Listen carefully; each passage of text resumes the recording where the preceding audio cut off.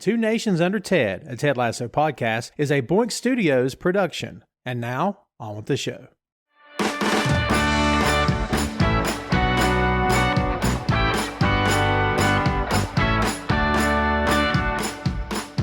Welcome back, kids, to Two Nations Under Ted, a Ted Lasso podcast. Tom Clark here with you, joined as always by Jay Luft and Joe Higgens. And you read it. You know what's going on. You can read, can't you? This is the Season 1 rundown. With any luck, you have subscribed and downloaded, and you have thoroughly enjoyed Season 1, not only of Ted Lasso, but of Two Nations Under Ted. We sure hope so. The three of us at the moment are doing some time traveling. You don't know what I mean, and I don't want to necessarily let the cat out of the bag, but hey, we're all friends here, right? So might as well tell you. The truth of the matter is we just released episode 1 last week, and episode 2 is coming out this week. So you're not seeing this till 10 weeks after. 10 weeks later. Yeah. Time travel. It's fun. Gentlemen, we reached the end of season 1. It was a great ride. It was loads of fun. I thoroughly enjoyed it. We're coming into this rundown episode. We're just going to talk about the highlights, of course, kids, just for your information. Guys, what's your thoughts? Were you glad we wrapped up season 1? Have you missed watching season 1? Are you ready to move on to season 2? Where's everybody at right now? I thought you were going to say something there, Joe, so I stopped. I know what Joe's going to say. We were both doing this, and I was like, yeah, we need a signal. Yeah, same brain. I think I really enjoyed revisit. I think I enjoyed it more the second time round. I'd literally only watched it once through before we decided to do this podcast, and then obviously we pretty much threw ourselves into the first season. And I think knowing obviously what we know because the show's finished, and knowing where people are going and seeing the kind of twists and turns of the journey, it just makes it that much more rewarding seeing it with hindsight, I guess. It's seeing where, because the ending is the most fresh in my brain, and so seeing the starting and then just joining those dots up has been a real delight. I think season 1 is probably my favorite season because we get the introductions to everyone and a lot of stuff happens. A lot of stuff happens in all of the seasons as well, but this is the one where everything is set and then they just build upon this tremendous foundation. And it's as I'm still watching them now. It is. I still think season 1 is my favorite season just because all the main players are introduced, and anyone who gets introduced later on isn't that consequential. You have the core cast of them here, and you have them all at their worst, and I would say best as well. Oh yeah, I agree. You jumped quite far ahead. How far are you ahead rewatching season 2 at this point? About halfway through it, but I am trying to leave the room when my missus puts it on because I don't want to taint my own brain and get stuff confused, and because I don't want to ruin it for people who are watching and listening along and stuff. Sure. Because that's not fun, is it? Because it's I was saying the other day, it's such a good show that to have someone spoil it for you would be a crime punishable by not death, but a day in the stocks, a weekend in the stocks, at least. I would say, with people throwing vegetables and. Yeah. I've told this story before, but I'll tell it again because it illustrates your point. I had not yet seen The Sixth Sense when it was released, and as it was still in theaters, I was telling a friend that I hadn't seen it yet. And spoiler, kids, earmuffs if you haven't seen it for whatever reason. But I'm telling a friend of mine I haven't seen yet. Oh yeah, it's a pretty good movie. No, the guy's dead though, right? Well, swear to God. And I was like, what? I mean, it blew the whole movie for me. Yeah, that's M. Night Shyamalan sort of level of it's him from the start, isn't it? Oh, yes. Come on. I had that with Shutter Island. Really? Yeah. I'd literally bought the Blu-ray of it, bumped into a friend in town on my way home, and he was like, "Oh, what have you bought?" I went, "Oh, I've just bought Shutter Island. I've never seen it." He just told me the end. I was like, What? Got the receipt. I'll take that back. Yeah, because I was really excited about watching that, and here we are. I just picture him meeting the guy in the parking lot. Look what I just bought, and he tells him, "Well, go right back in. Yep. Right back in, exchange it." I didn't even exchange it. I just like kept it for a long enough time that I'd forgotten what he'd said, and I went to the pub instead, so I'd forget the conversation. Although weirdly, I was in a hotel at the weekend and Sixth Sense was on, and me and my wife had an argument over whether the kid's mum actually acknowledges Bruce Willis in one scene, and I couldn't remember whether, and I didn't want to watch it because it's not a great film. And also, I think Casino Royale was on the other channel, which I've never seen and don't. It's not even like a good Bond, is it? It's I don't know. I want Bond to be like all, trousers that turn into pencils and like a hat that becomes a bicycle, stuff like that. I want Bond with silly gadgets, not Bond being like cool. Not Bond being crime and a man on a urinal. Being like Jack Bauer from 24. That's what they turned Bond into. I want Bond to be a bit daft and a bit sleazy and a bit like a creepy uncle at a family wedding who gets a bit drunk and then starts trying to chat up like his own niece.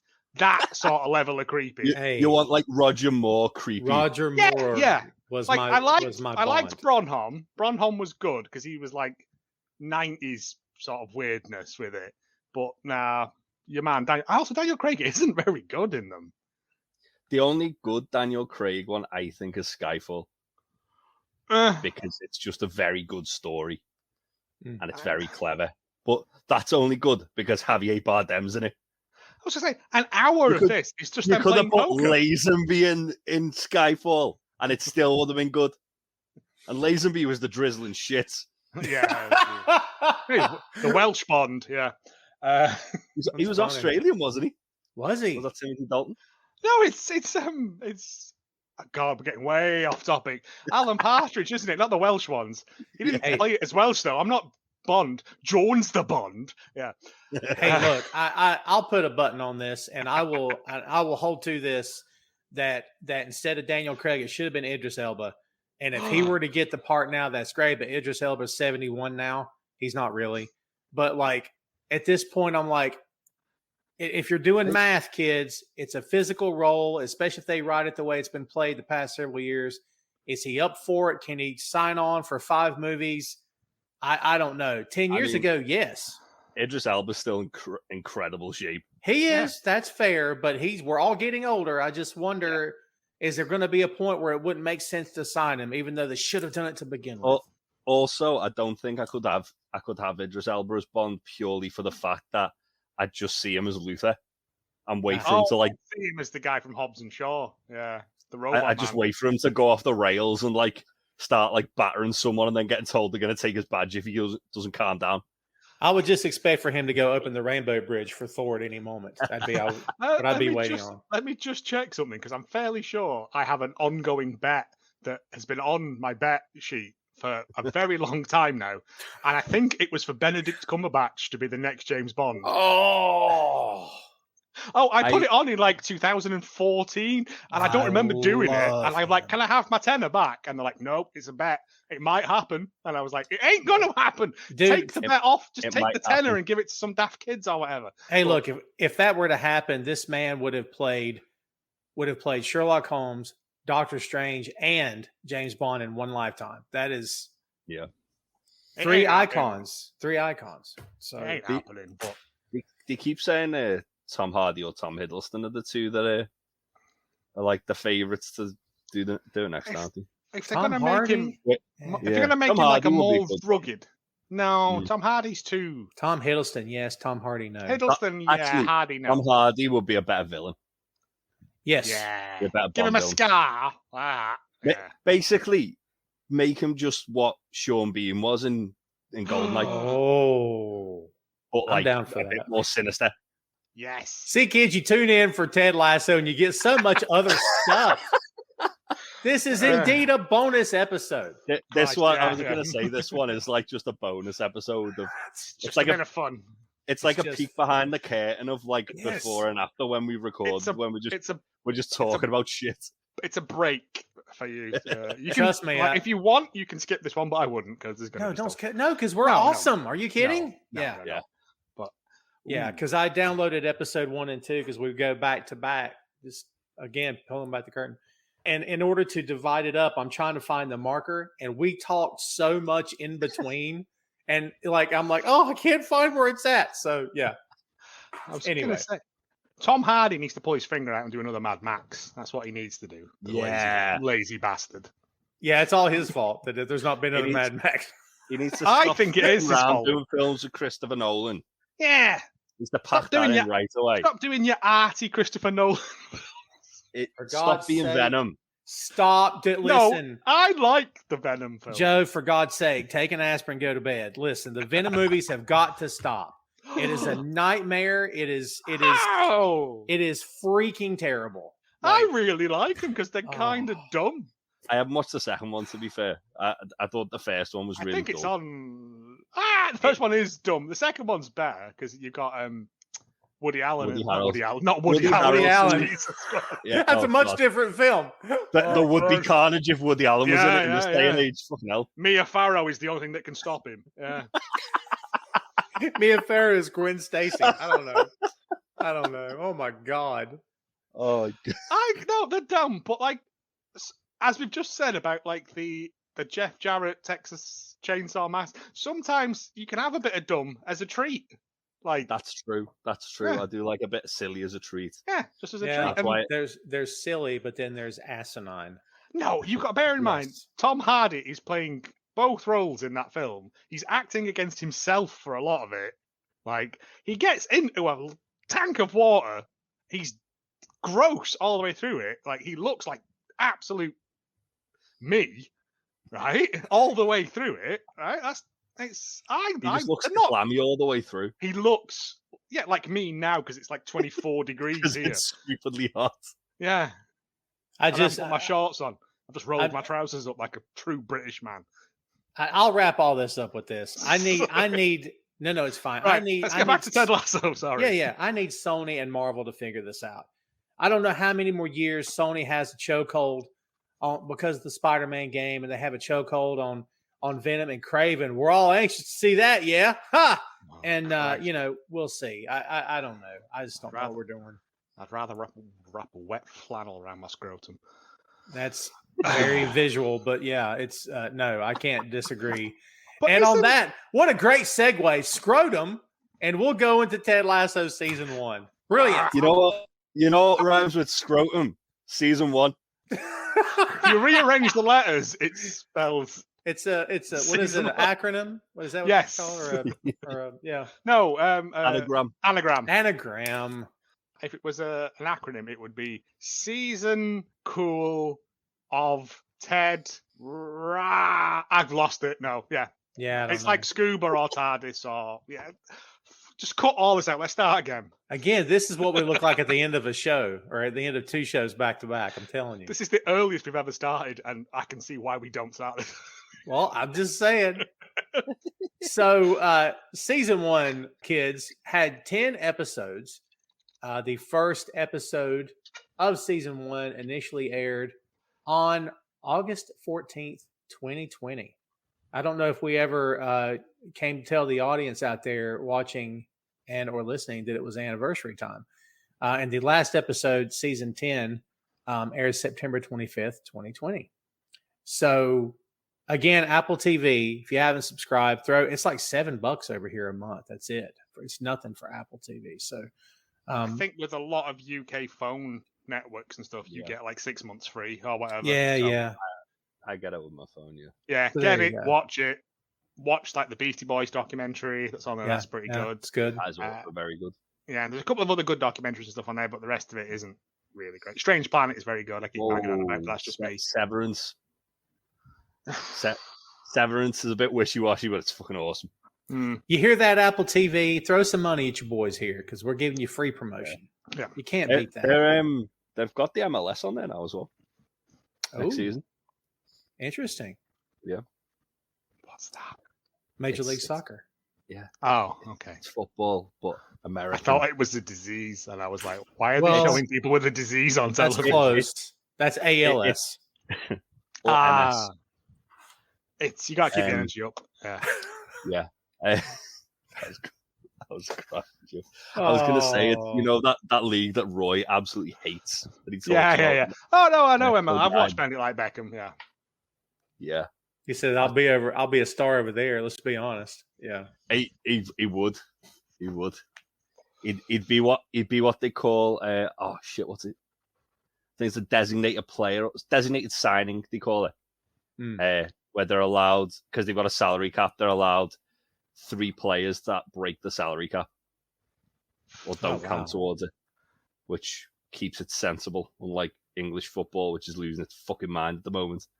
I mean, do you remember the days when like people were hacking Fire Sticks to get on like what was it, like you get all the hooky channels and that? Yeah, right. And I remember like I set my dad's up and I went round to watch football on a Saturday with him because I don't really care for football, but spending time with my dad and that. And we could only find an American stream of this game. And the commentary, I was going to say is asinine, but also led to some tremendous thing. Like it went out for a corner and he's like, oh, the forward ran out of real estate there. And I was like, what? That's not a thing. What? Yes, it is. It is over here. It means he ran out of room. And I got it, but I was just like, I've never heard this before. It was really... It was nice to see it from the opposite side of it, and but and also the fact that the matches are on at 8 o'clock in the morning there, something like that. Yeah, because like the Premier League that recently started, it's all on Peacock. So if you have the Peacock app over here, that's how you're watching it. Hey, what is up? Tom Clark here for Tom Clark's 6M Podcast, where we focus on movies, music, Marvel, magazines, miniseries, and more. It's a complete geek culture / pop culture podcast. Brand new episodes drop every Tuesday. The show is available for subscription right now today on Apple Podcasts, Google Podcasts, Spotify, Audible, Stitcher, Amazon Music, and YouTube. Just subscribe and you'll be all set. Tom Clark's 6M Podcast. So NBC, there you go. Me and you were watching a game at the same time on Saturday, weren't we? That 5-1 Newcastle, that was fun. Now I don't know because I've never really been into it till this show, right? But like if something's 1-0, I don't know if is that gonna do anything for me? I'll be like, God, this. Yeah, it depends on the game because sometimes you can have like a 1-0 and it be like really like tight and like lots of chances. Just the goalkeepers play really well. Sometimes you can have a 1-0 and like the goals, all that happens and nothing much else. It depends on the teams playing. It's why that episode of The Simpsons where they're just kicking the ball around in a circle. It's literally I mean, I'm fairly sure Ted says at one point, like, how is 2 a good score at one point or something like that. He's because if you want that, watch rugby. Yeah. Rugby looks insanely violent. Looks like a hardcore match. Rugby does. So Rugby league, union's a bit soft, lads.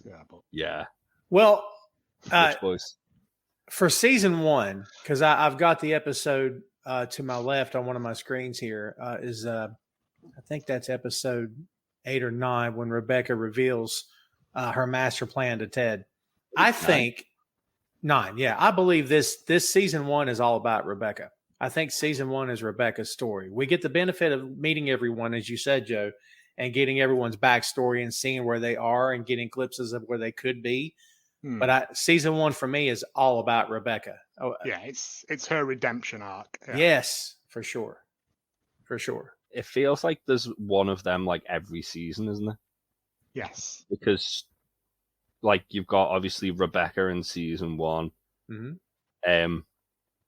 Someone else who we'll talk about in a bit in season 2, and then the big one in season 3. Yeah. Which I think I've just got to the bit in season 2 where the thing happens, and I was like, I understand why more now. Yeah. But yeah, I would say it's Rebecca and Roy. Yeah. I think there's a lot of kind of like smaller, like Rebecca's kind of like, look, it's so, okay. So look at it as like you've dropped a plate and it's broken, but it's like fixable. And Rebecca's the biggest piece of that plate. Yeah. And then like Roy, Keeley, Ted to a degree, Nate, I'm trying to think who else he really Higgins helps. is in there. Higgins, Jamie to a degree as well. Mm-hmm. Yeah, but Jamie's like a bit you put in and then it falls out because you didn't put enough glue on it. Yeah, he's like a chip that you just can't seem to get back in this season. Just from a different plate. Yeah. I'm trying to think if there's anyone else now. I mean, everyone does have journeys in this. Sam has his own little journey. Everyone has their bits, but yeah, I would say Rebecca is the main focus of it. I would She's say the Roy, big piece, all the little ones. because Roy has like the most stuff happen from the start to the end of where he ends up. Yeah, is for sure. is that, whereas Rebecca's is more of sort of an emotional journey as opposed to like a physical, if that makes sense. And all things considered, when you first meet Brett Goldstein, the great Brett Goldstein as Roy Kent, when you first see him, you're like, if you'd never seen the show, you're like, this is not going to work. He won't break Roy because he's so great at what he does. But like, you're like, he won't break him. And Roy was the first domino to fall, which is mind boggling. Ted says, I can't remember which episode it is, but he says he's the one. He's the one. If we get him, we get the rest of them. That's right. Because he's the captain and everyone looks up to him and fears him and respects him. I'm not sure what the 50-50 is on that. I would say probably about 70% fear and 30% respect. But if you get him, they've got everyone because he's been there the longest. And like, yeah, and he does. And he gets him very early on in the season. Yeah. Season 2 is when that happens. Because I'm sorry, episode 2. No. Episode 2 is when season 2 is when all the weird stuff happens. I was going to say it shows how kind of like a simple man of simple pleasures that Roy is. Not to say that he's a stupid character because he's not. He's a very complex character. But at the end of the day, the thing that wins him over is he says to Ted, "The shower is broken and it needs fixing." And the gesture of Ted making sure that gets fixed in Roy's mind is like, okay, yeah, he's not as bad as I thought. He's listened to me. Yeah. Which I don't think he's ever had before. He's had someone actually like acknowledge what he's got to say.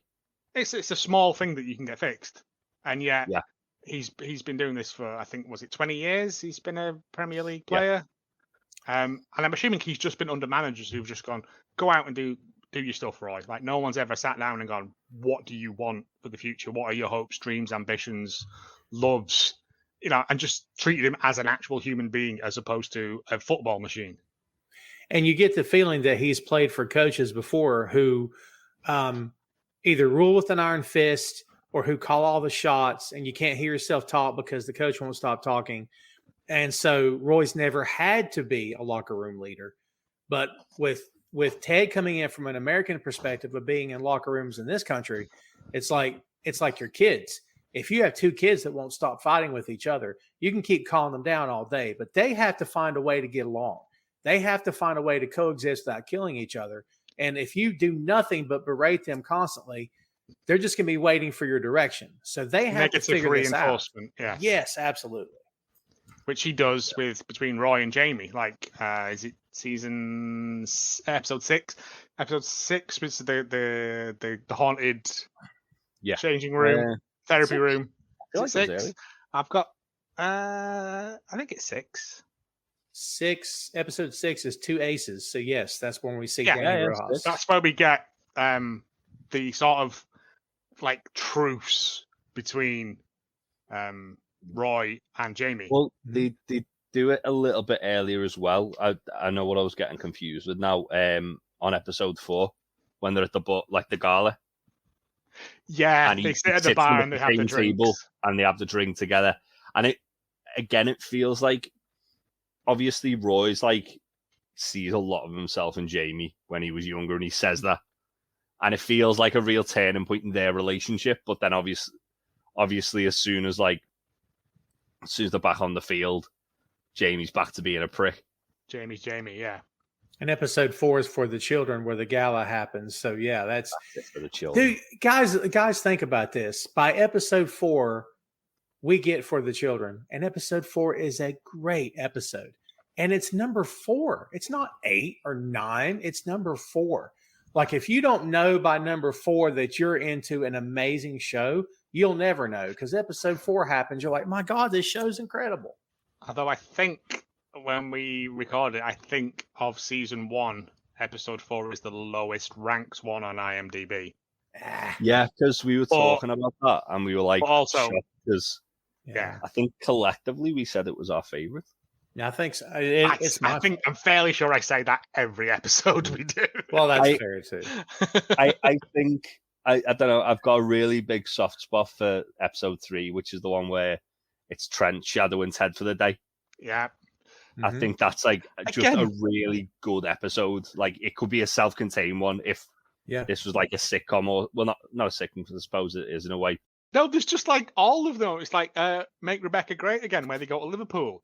It's a tremendous like, they're all great, and I think that's probably why I've said this is my favorite episode when we do them, because I've just watched it and I'm like, I love this. Like, it's so, every episode is just building and building and building, and like but I think 4 is that one where it finds its feet and it goes, we don't have to do, so we can do stories, we can do heartfelt, legitimate stories, and still make them funny, and still make them like great, and not be like, what's the word? I can't think of the word. Like, not like fake tugging on your heartstrings. Yeah. Like genuinely make you invest and care for these people, even though I know it's not real, but it's so well done that I genuinely love these people and think that it's real. I nearly bought FIFA just so I could play as them. Well, it's that magic that can happen between a cast and an audience. I mean, we've seen over the years different shows be saved and be brought back because the network cancels the show, and you have 1 million people email and write in the course of a week and say, you people have lost your minds, I love this show, and they bring the show back. So we see the power of connection between the audience and the cast in a lot of different ways here. Unless it's Firefly, then they'll never bring that shit back. Man, boy, they talk about that show like it was the Ark of the Covenant. What a season. It's a great season. Yeah. And the film's fine. The film happened, The film happened. I mean, the film's fine. It feels very much like they went, Reavers? Yeah, that'll do. Right. Let's just do that for 45 minutes. Yeah. The film was them just going, we've built this show up. Everyone like really wants it back. We're not going to give you a series, but we'll give you a movie to wrap it all up. Yeah, but that happened to Farscape. Again, we're getting way off the Farscape as well. Don't get me started on Farscape. I'm still angry about that. Did I ever tell you about the time when I bought the Farscape Peacekeeper Wars DVD and it wouldn't play past a certain point? So I took it back and they gave me another one and that wouldn't play past a certain point. And I went, is this just how it ends? Wow. Like, it just stops at like chapter 4 episode. Like, I've never seen the end of it. The same DVD back.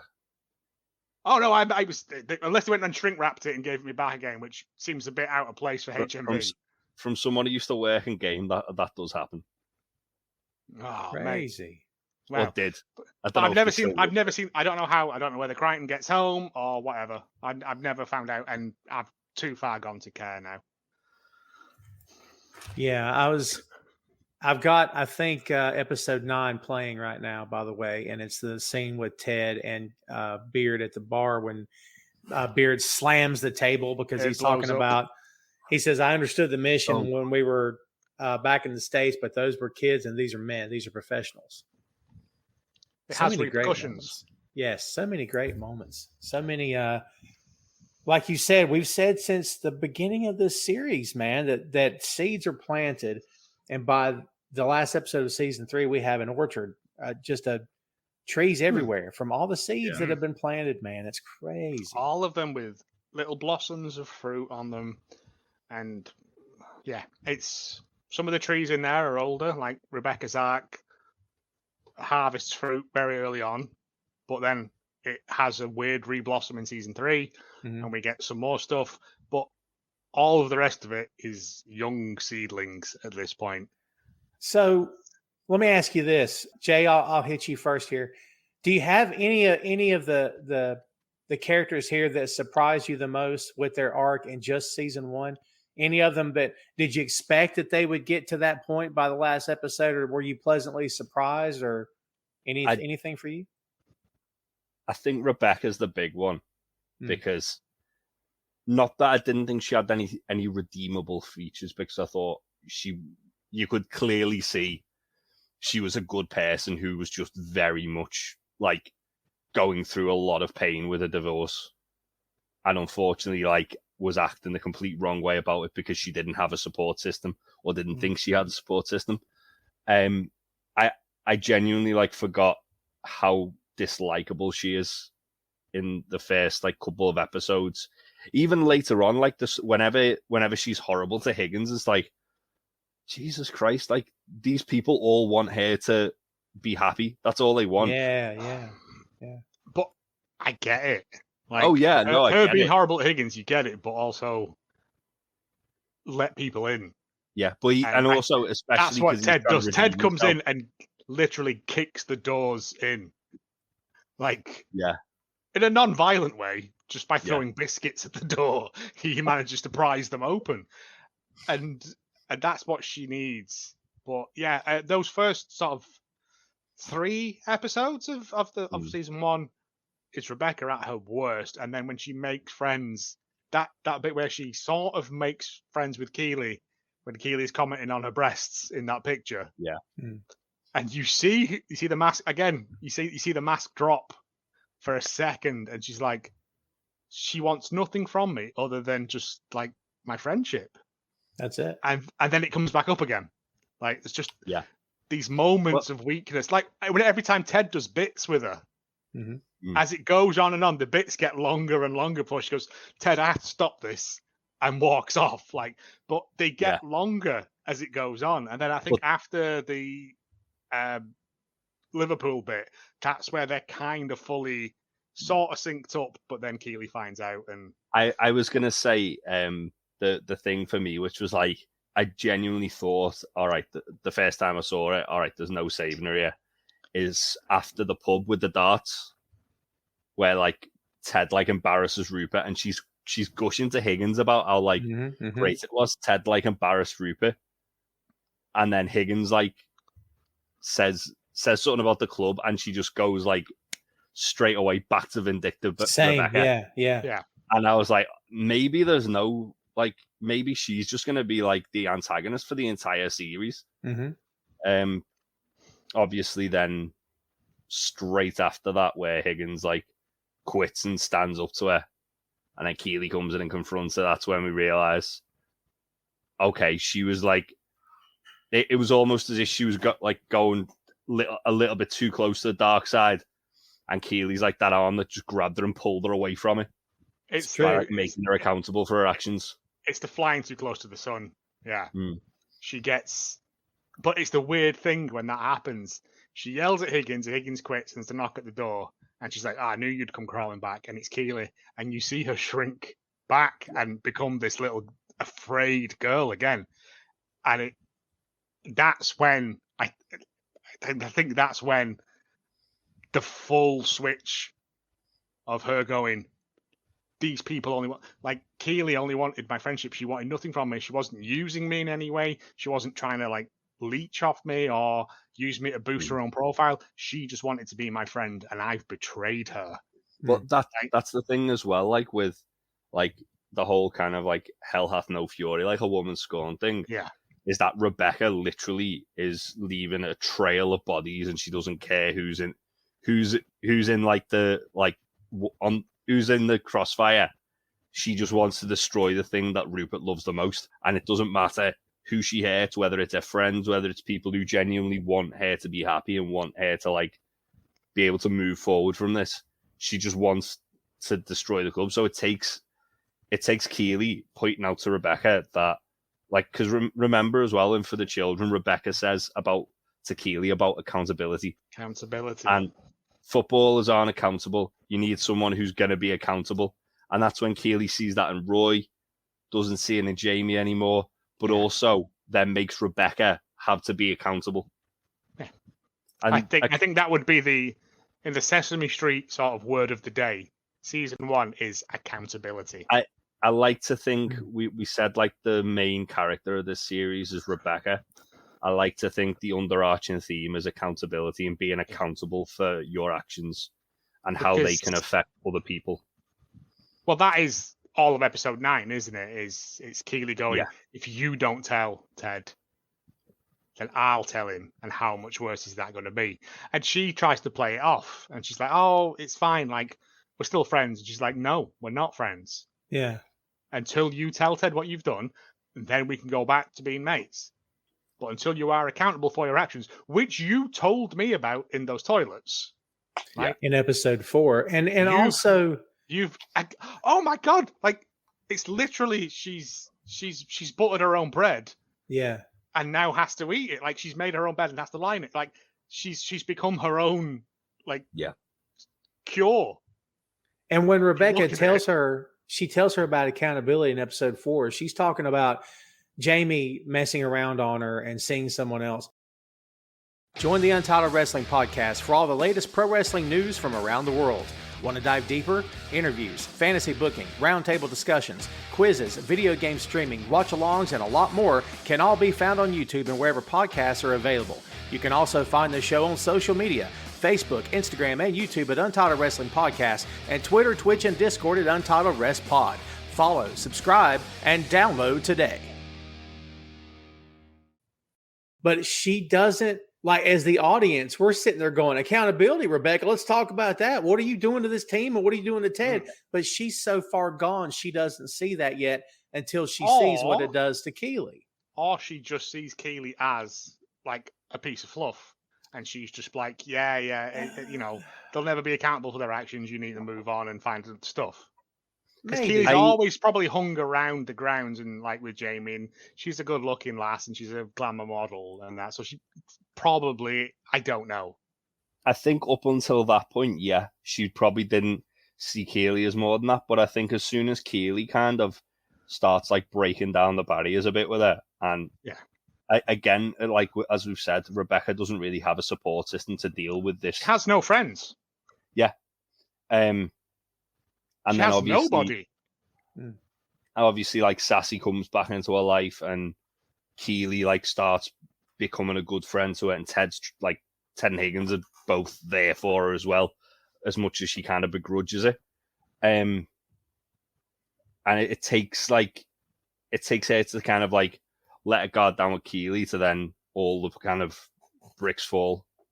Which I think is that weekend in Liverpool that they spend together is when that happens, and then it's a strange thing, the Rebecca thing, because like you said, rewatching it, she could have been.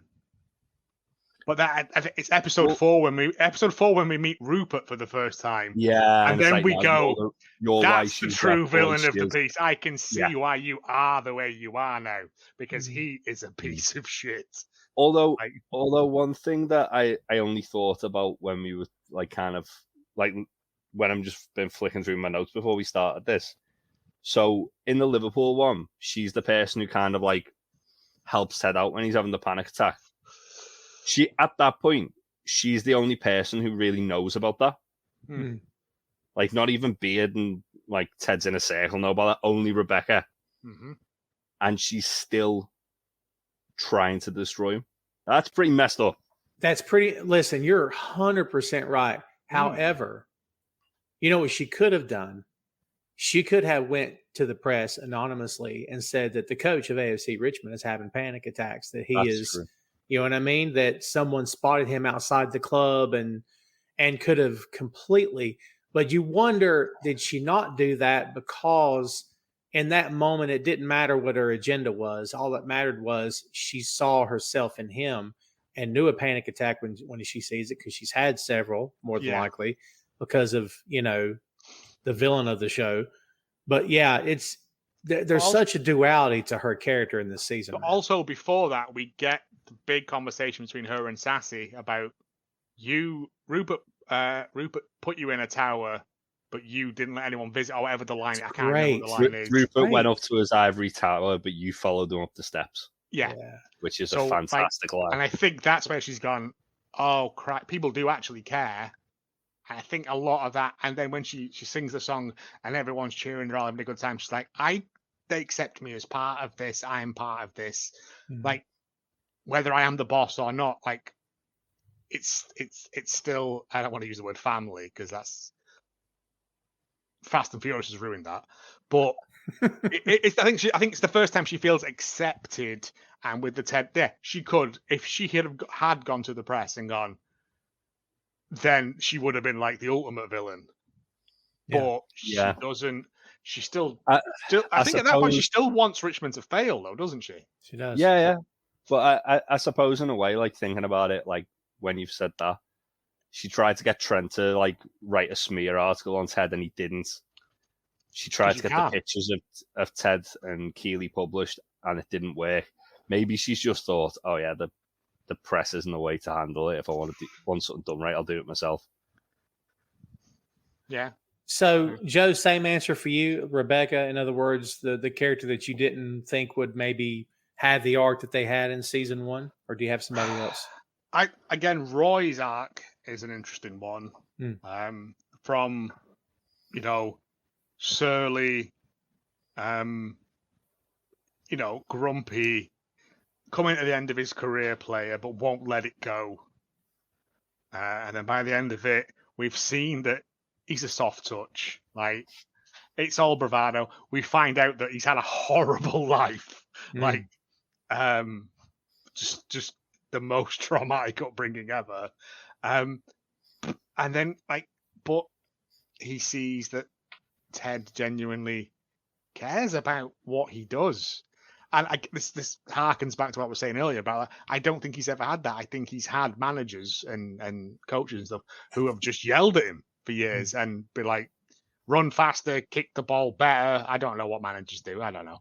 But and Ted's the first one that's ever said, what would make your day-to-day life better? Fix the showers. Okay, we can do that.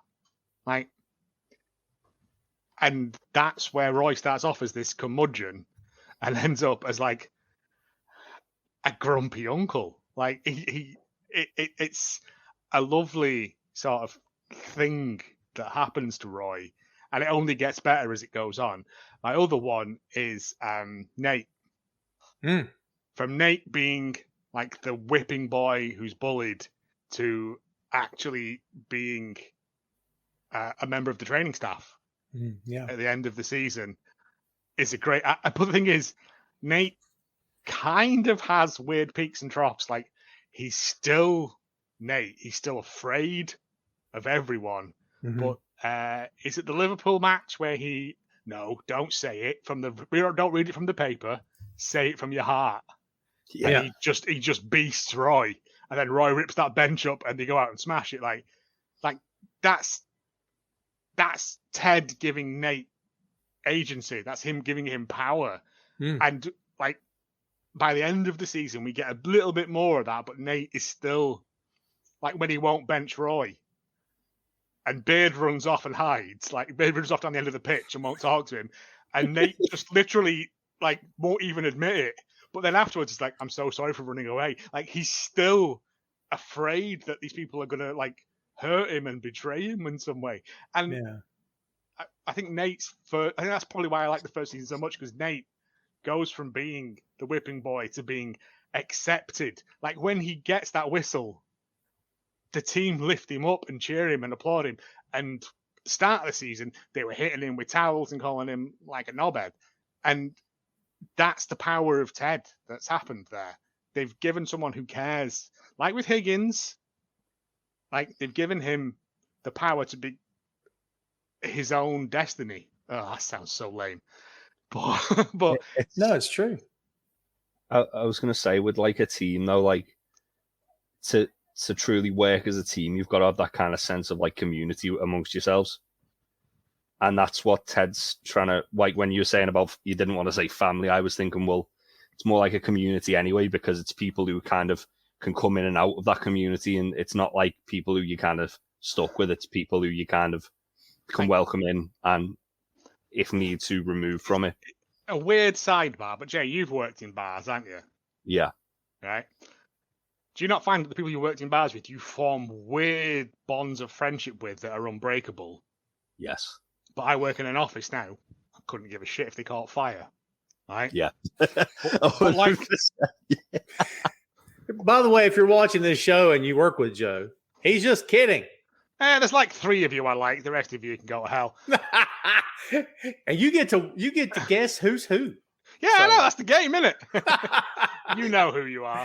But it is like, it's that weird thing of like people who are under weird stress. Like bar work is incredibly stressful because you got people yelling at you and you got to do all this stuff, and you form these weird bonds of friendship. And I'm assuming Premiership football or any professional sport is the same thing. And I think that's what was missing, because in the first episodes of this, we see they're all sitting there on their phones, they're all doing their own individual things. And then by about episode 4 or 5, they've got a table football in there, they're playing ping pong, they're having sword fights in the shower. It's like after it was 6, the ghost one. Yes. 6 is the one that really cements that together. Yeah, where Ted walks into the dressing room and they're all like laughing and joking. And he's like, well, look at this. And that's when he finds out Jamie's been recalled. One of my favorite lines of the entire show is from that episode where they're getting ready to light the fire in the can, and Beard says, maybe we should do this part outside. It's so in my head, I can still hear him because it's so like, oh my God, But also, I think from that episode is also one of my favorite lines. Jamie's been recalled. They've repossessed his house. Yeah. I do. He's gonna lose that. Yeah, I do. There's a bit in that episode that it cracks me up every time, which is when Colin throws his car keys into it. Oh, how are you getting home? How are you getting home? How are you getting home? There's a segue for me. I'm going to answer my question, but I'm going to choose someone that you guys haven't mentioned. Do you love films that have the same plot over and over and over and over again with only slightly different looking people in the main roles, but just don't have time to watch them all? You do? Then simply listen to Hallmark of Greatness, the only podcast that takes you through such masterpieces as Love at Sea, Love at Christmas, and A Volcano Sacrifice for Love. See a pattern here? Available wherever you get podcasts from, and also find us on social media by looking for Hallmark of Greatness.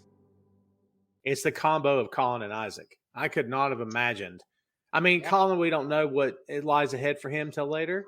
No. But Isaac at the end of this season is like, you're like, I think I want to hang out with Isaac. But when you first meet him, you don't want to be around Isaac because he's not a good guy. He's a douche. No. And so's Colin. But like by the end, you're like, if I was getting, harassed by somebody, if they wanted to throw hands, I believe I'd have Isaac. I'd call him for help because Isaac's he's a stand-up guy. Wall of meat. Yeah, he is. I think it's less about the fact that they're like the bad people, but it's more like they're just like they're trying to fit in, so they're just following like the guy who is a dickhead in Jamie. I would say because Jamie is the most, because he's come from City down to them. They're trying to like get in with him. They're in his thrall sort of thing. Well, as soon as Ted puts Jamie in his place, and then Colin and Isaac both stand up to him, and they see him as equals, then that's when they like start really coming out their own shell. Yeah. And you see like the little glimpses of like Isaac like taking like leadership, and Roy kind of acknowledging it and going, "Oh, okay." It's the bit in the hotel where your man's on his phone, and Isaac just glares at him and shakes his head. Yeah, and he puts it away. I'm with Tom on this. I think they've got like a really good, as you said before, it's like an orchard, but they're like kind of like the shootlands at the moment. Yeah, I think Isaac's season 2 in particular is brilliant. I love the journey he goes on to try and like fill Roy's shoes in season 2. Not to kind of spoil too much for season 2, but he gets handed a captaincy. he gets handed the captaincy from Roy, and it's like it's always going to be a hard mantle to kind of fill. Yeah. Oh, But yeah. the fact that obviously at the end of season 1, Roy pretty much retires. It doesn't. Yeah. It never says it officially, but it's like, yeah, he did. Yeah. Because it's that heartbreaking bit where he's in the dressing room. You can't come back here, and Keely just comes in and sits next to him, and puts her welling up, and puts her head on his shoulder, and like, no, but it is like, and it's so dumb because it's not real. But I feel so much for Roy because this is all he's known. Yeah, Keely's almost.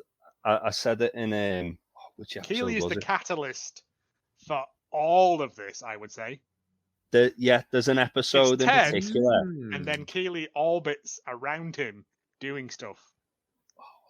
I can't find it on my notes now, but there's an episode where Keely, I feel like it's episode 9, the one where Rebecca's like accounting, like apologizing to everyone, and Keely's like essentially playing the role of Ted in that episode, and I think you see it with, obviously, like, she's the first person who kind of really like hits it off with Ted in the first like couple of episodes. It's true, because they're both such similar people, and they're both they don't take things too seriously. They're willing to kind of welcome each other's stupidity into, like, they're willing to entertain it, like the stupidity of the situation.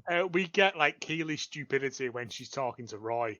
I know how to press your buttons. No, you don't. And she just starts talking over him. And I'm like, that's a fucking Ted maneuver. But Keely gets it as well. It's God. And she's like I know we kind of talk about Ted as being like the main reason this is happening, but that's within the team. Behind the scenes, it's all Keely. Like with Rebecca, with Roy, both during this, and then obviously when he's like outside the whole club, even with Jamie, whenever he like tries to like fight back against what Ted's trying to do, she's the voice of reason going, you ever thought maybe he's trying to help you? It's that episode where they're talking about why don't we meet in your house? Well, because we always have sex when we go to my house. And they're talking about Pavlovian responses. And it's the episode with the haunted. Is it episode 6? Yeah, it's 5? It's 2 6. aces. Yeah. Is it 6? 2 aces. Yeah, 2 aces. Where she says, have you ever thought that maybe he's trying to help you? And then he goes, it's Pavlovian, and walks off. Yeah. Like, because Jamie's thick. Like, I love Jamie. But he's an adorable level of thickness. I hate him in the first series, and I didn't realize how much I disliked him in the first series. After the 2 aces episode, though, like he's like Ted's got him, and it's only Rebecca's.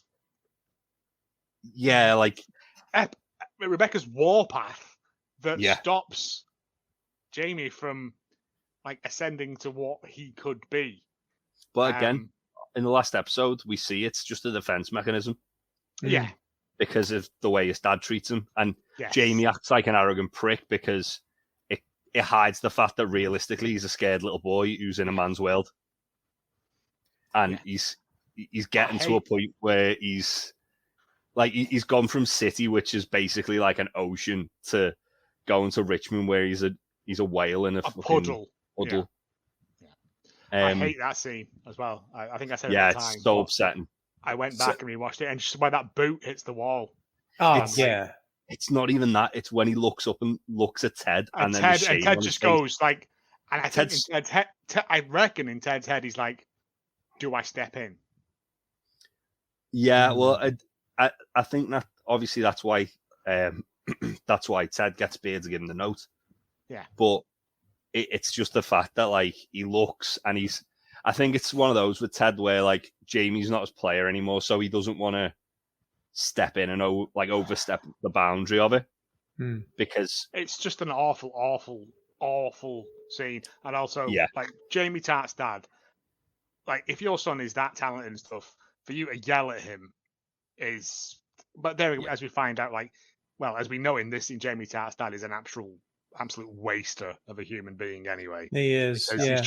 He's treating his child like that. So I want to go back to the Keeley bit real quick because it's something occurred to me.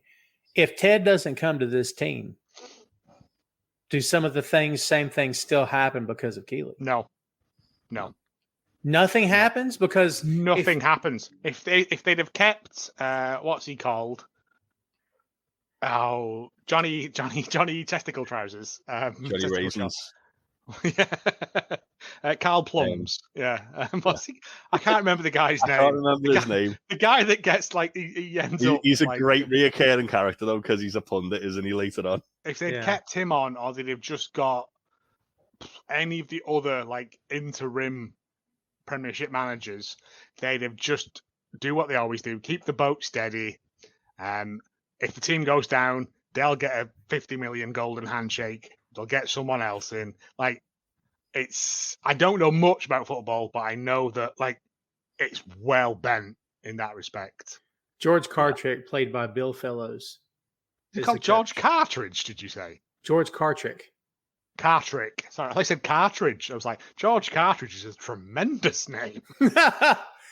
So you don't think she has an impact on Rebecca without Ted in the equation? No. I think Rebecca would have treated Keeley as gotcha. piece of fluff and stuff. It's only because Ted like comes in with those biscuits and softens her up, I think, that she would have even given Keeley the time of day. Like, if it was just someone else who came in and went, we're going to play these formations, you'll be there. We still would have had Obasanya in defence and not up front like he should be. Like, it would have, because, I don't know, maybe they would have got someone else who saw what Ted sees or doesn't see. But I can't see it. Yeah, like George is very much kind of like that. Old school like, Brian Clough. Yeah, like a stereotypical like manager who he'll manage a team that's going to fight relegation and either just stay up by the skin of the teeth or get relegated, get sacked, and go to the next club. Yeah, he'll either be a hero or it doesn't matter. I'll just go and take my money and I'll go on and do the same thing somewhere else. He'd be one of those managers that the fans just don't give a shit about either way. Like they don't really want him there. They'd want a better manager, but at the same time, he's doing the job. So it's better than no one. Yeah, that's it. I mean, you could put a melon with a wig on it and they could do the same job, but for what he does, English football is a tremendously weird thing. I don't like the sport itself so much unless I've had a couple of beers, and then I'm like, yes, do the kicking. But like the whole weird politics around it and stuff is very, very interesting because there appears to be like 3 or 4 managers who just exist off going to like relegation clubs. Yeah, either staying up or putting them down. There's more. There's more than that. There's probably about 8 or 9 who just. Well, I don't. I mean, my knowledge of this is based on Atletico Mints, so yeah. But yeah, and it I don't know why you don't go. Can this guy not do it? And like point at a Nate, like because it would be like making people run about and kick balls can't be. Run and kick the balls, lad. How hard can it be? Yeah, I think I could do it. I think I'd be pretty good at it. I played a lot of Warhammer. I know tactics. I'm like doing pretty well on Baldur's Gate 3. Like I know like positioning and stuff. Like I don't know. Is it not the same? I've got a Sabutio kit in the loft. I think. Yeah, it's one of those things that like Nate is kind of loosely. With again, I'm trying not to give away too much in season 2 and 3. Yeah, it's kind of like, I know. It's kind of like what happened with Jose Mourinho, who obviously, I assume you're both at least familiar with the name. He's like Jose. I've been calling him Josie. Jose, same thing in it. Who he started off as like an understudy to Bobby Robson, who was like one of the greatest football managers of all time. Literally like Nate and Ted. And then he eventually evolved into one of the greatest managers of all time. Interesting. And it was just him like coming out of like essentially his mentor's shadow. He just like when I think I'm ready to do this on my own now. So let me ask you this. At the end of season 1, if you can think back to the first time you actually went through this show, what did you expect for season 2? Hey, Tom Clark here for Tom Clark's Main Event. And if you are not subscribed, you're doing life wrong. Going strong since 2014 with over 300 episodes and a variety of guests that include Randy Orton, The Big Show, Rob Van Dam, and a lot more. Check us out on all the major platforms, including YouTube at Boink Studios. Subscribe today, Tom Clark's Main Event. Knowing that at the end of season 1, Ted gets to keep his job, he's coming back. Did you have any guesses as to what was going to happen? Were you just going to wait and see, or what did you think? I will say the only reason I watched the show was because someone I worked with said, "You'll love this." And I went, it's about football. And he went, "It isn't about football." And I went, okay, I had a look. And I was like, Jason Sudeikis, okay, that's a good, okay, Hannah Waddingham, that's like pretty good quality. And I went, like, is it just no, it's based on like an advertising thing for, it was characters that were for an advert. It was for the Premier League in America, wasn't it? And I was like, and they've made a show out of that. That sounds shit. I'll watch that. As Hallmark of greatness, my heart lies in things that are done terribly. And literally, me and my wife sat there. We watched the first episode, and I was like, "That's actually really good." And then we watched the second one, and then I think we got up to episode 4 before I was like, "It's 11:30, and we've got work in the morning. We need to go to bed." And so that's how this got me.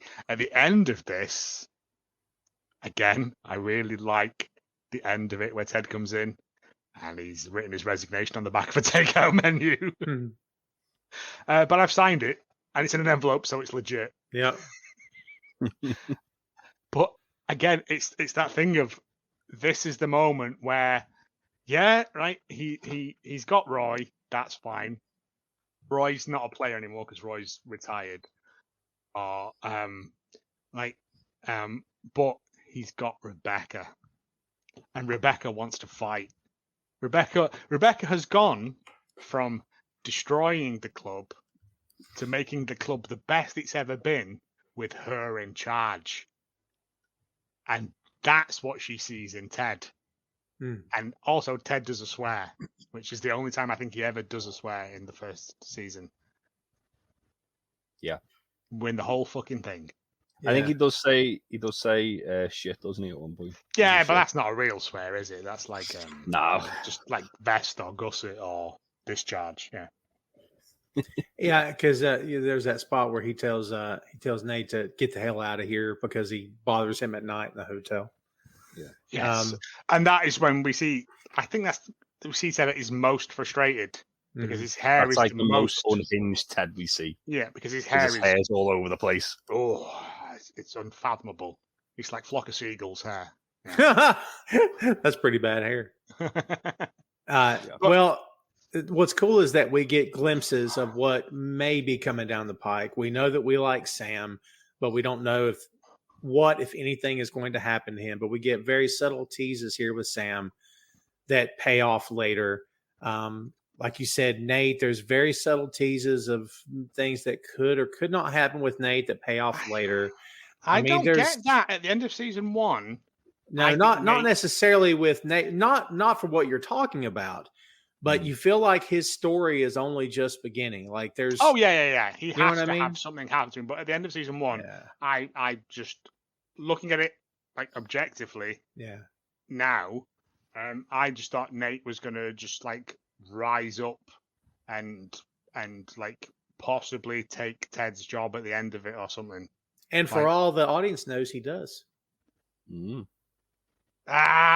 hard, isn't it? This, right? Not for me and Jay. It's not freaking Joe. But I didn't say any spoilers at all. Swear to God, please cut that bit out, man. Like, no, I'm not. Listen, no, just that one bit. Just like put a fucking Roadrunner. I've heard that one bit. This is like the third time I've heard that one bit. I swear. No. But I just like looking at season 1 objectively, as in where do I think this is going to go? I think Rebecca and Ted are gonna possibly form a weird relationship. Not like a sexy relationship, because that's not Ted's. Ted is kind of weirdly asexual to me.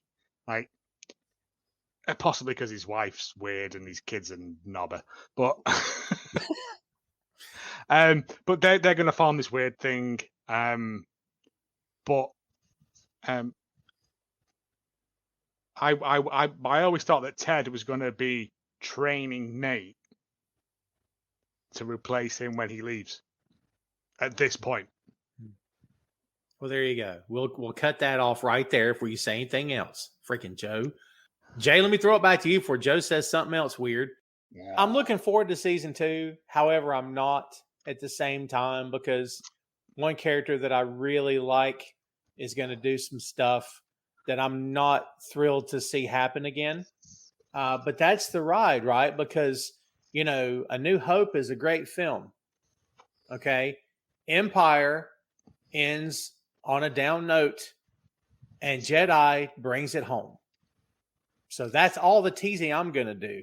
But literally, at least you didn't spoil the fact that we're getting that big Ewok sing-along at the end of season 3. Yeah, well, where they're just playing drums on stormtroopers' heads. Yeah, that's somehow worse. Oh, that's good. That's good. A load of Ewoks drumming on Rupert's skull. Yeah. Oh, mate. I'm here for that. That would have been the best ending. Weirdly, just sorry. When I was in the hotel over the weekend as well, I watched the first episode of Jonathan Creek, and I don't know. Great show. Tom, you probably don't know Jonathan Creek, but it's like it's like a murder mystery, but the guy they get to solve the crimes is a guy who makes magic. He's he makes magic tricks for the stage magician show. Yeah, interesting. Yeah, it's really good. Like the first 3 until Caroline Quentin leaves, it's really good. But I watched the first one of them, and before they replace, because it was the pilot, the guy who is his magician that he does the tricks for is Rupert. It is Rupert, yeah. Yeah, and I was like, and he's doing a tremendously bad American accent. Oh wow. Yeah, it's I love Jonathan Creek. It's such a good show. Jonathan Creek's fun. Again, it might be on BBC Plus or BBC Worldwide or whatever it's called. On something. I think it's on UK TV Play over here, so if you can get that on a VPN, maybe. Well, but yeah. Not only did you get some tidbits and a few highlights of season 1, you got recommendations of stuff to watch, kids. What more? I got loads of stuff. Just British TV from the 90s that me and Joe keep throwing out. Yeah, I will sit here all day. I don't know Jay's sports references, but I know UK comedy. That's all I've got going for me. That and my sweet style. I am looking forward to season 2. I'm anxious to get cracking again. We've got a lot more way to go here, kids. If you know anything about the show, if you've already watched the show, then you know what's coming. If you haven't watched the show and you're watching along with us, thanks much. We do appreciate it. But you know that there's a lot more to come. Season 2 has 12 episodes. Season 3 also has 12 episodes. So season 3 has long episodes as well. Yes, they do. And if it takes us an hour and a half to talk about a 30-minute episode, what do you think is going to happen when it's an hour episode? I'd say charge your phone. Yeah. Bring a lunch and a sleeping bag, because it's going to take a while. So I've got stuff to say about Amsterdam. I'm telling you. I genuinely think that might be my favorite episode ever. I think me too. Because that episode makes me cry every time I watch it. Yeah, same. But that's why I love it so much. Yeah. Yes. Anyway, that's some little nice dangling fruit for you there. That's right. And Joe managed not to blow anything Danny up. Rojas. Why? Oh my God! Jay started it. Jay, I don't recall any of that. I think it's all your fault. You're right. Swear to God. We totally didn't mention Danny. I want out of this. This was supposed to be a triangle of trust, and it's now like a line of lies. Hey, going back to triangles, just to see to episode 1. Beard's book is inverting the pyramid. Yes. Yeah. We still connective tissue. Yeah. I love that you mentioned Danny. I had it on my notes to mention. We totally didn't mention Danny. We got to give Danny a shout out. To be fair though, I am glad we did talk a bit more about Sam, because albeit fleetingly, but because it feels like we have hardly kind of touched on him. Whereas obviously, like we've talked a lot about Danny Rojas in previous episodes. Yeah, because Danny Rojas is fun. He's a fun, goofy character. Sam doesn't really feature in the first season. He has lines and stuff, character, but he is there in the background all the way through it. And again, this is what this, like Jay said before, some of the trees are this big, some of the trees are this big. If you're listening to it in audio format, that doesn't work. Yeah. But some trees are big, some trees are small. Season 2 and 3, I think Sam's one of the best characters. I'd say season 2 is where everyone's tree comes to full blossom, and season 3 is the reaping of the fruit. Yeah, I agree with that. Well done. But also, Sam. Sam's tremendous in season 2 and 3. I forgot a lot of Sam's stuff. Yeah. And I was like, yeah. I do like the bit where I'd be friends with Sam. Said something about him, and he didn't. Sam doesn't. He goes, "What did he say?" And Beard's like, "Don't worry about it." Yeah, I heard my name. What did he say? Yeah. Oh, also as well, like we mentioned, literally everyone else in this book. Coach Beard, like most undervalued player in this season. Well, I was gonna say like that out of this series, Beard's the only person really we know little to nothing about. We get little nuggets here and there. He drops little bits in, like, and we know obviously he loves chess. Yeah, and he's a tactician. Or he just loves chess because he learned to play chess because he wanted to go out with Jane. Because I genuinely think Beard is some kind of savant at times. Because he's always reading books. True. I think he's a tactician because, like, some of the books he's reading are all to do with like different things with tactics, and then he plays a lot of chess. Yes, Joe. In season 2, can we all try and look at what books he's reading when he's reading the books? I was planning, and I will do this before we record the next episodes. Because I think they're probably all literally the plot of that episode, because they're that kind of people. Let's find out by doing a quick Google on books. No, it's fine. I've got to go. Remember, don't say anything that you need to have cut, because I'm out of that business. You're not even going to do the one thing. I've never asked you for anything, Tom. Apart from blood plasma that time, right? And you were like, "No, I need it all myself." And I was like, "Oh, wow. Go on." Jay's already looked it up. No, I found a website which is like, yeah, I know, right? Pictures of a beard in the nude. No, sadly not. But it literally details every single book that is mentioned in Ted Lasso. Wow. Or that is read by people, or like it even covers like the books that Ted gives out to the team members. I think I found that one when we did that episode. But yeah, there is a lot of weird offshoots of websites that have Ted Lasso related stuff. Because I think for the Christmas episode in season 2, I found a treasure trove of movie references in that episode. I got a lot of them myself because I'm so special. No, but just because I watch shit Hallmark films for like a pseudo living. So the inverting the pyramid that we see is the one from episode 1 on the plane. Yeah. That's actually not the full name of the book. It's Inverting the Pyramid: The History of Football Tactics. There you go. All so right. It goes back to the whole kind of like tactician thing of Beard, where he's like, again, it was more just the fact we like Beard just dropped, and it's normally Ted that drops the information about Beard. Yeah, like he's normally like, is it when you tore your butt, and he says something about Beard. And Beard's like, "Yep, that happened." But also, like, for someone, is it when he's talking to Nate about biting bottoms?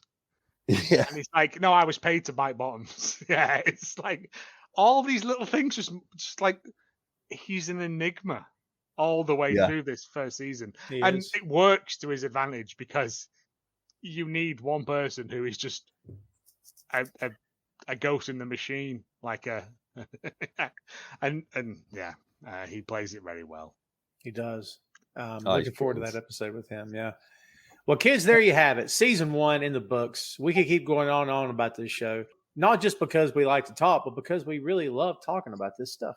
And plus, we get sidetracked real easy. We're you know, just yell squirrel while all three at the same time go look. So it's who we are. I saw a dead squirrel today. It was very See sad. what I'm saying? You see what I'm saying? All I do was say it, and all of a sudden, There was a dead pigeon right next to it, and I thought, what's happened here? See, if we're not careful, we're going to start talking about pigeons and then New York City, and then it'll lead to sitcoms or TV shows. And next thing you know, it's Animaniacs, the wise guys. You know, the see? pigeons from Animaniacs. There you go. I was just talking. Now I'm getting ready to do it. We were just talking about that on the 6M podcast last night, actually. So there you go. Animaniacs.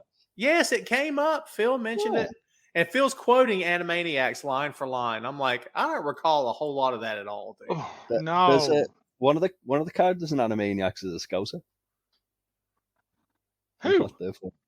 One of the main ones, the one with the hat backwards. Wacko, is it?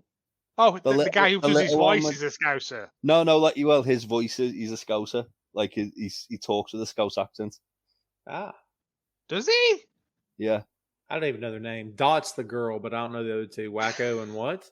Yeah, well, we know Wacko what your search histories are like now, don't we? I'm just saying.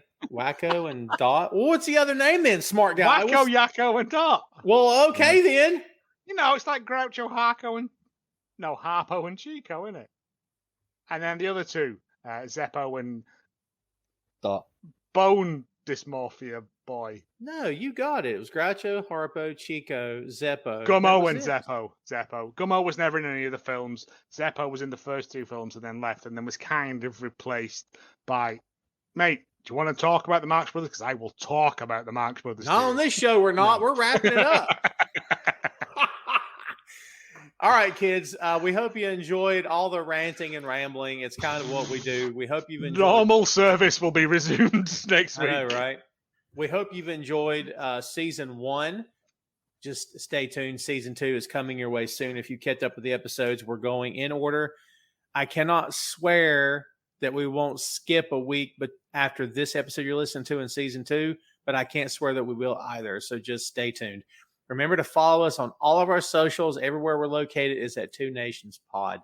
So go follow. Be sure to check out Dammit Vince and Hallmark of Greatness, Untitled Wrestling Podcast, Tom Clark's 6M Podcast, and Tom Clark's Main Event. And that's all the shilling I'm going to do for today. Thanks, kids, for watching and listening. We will see you next time. For Jay and Joe, I'm Tom. We'll see you later.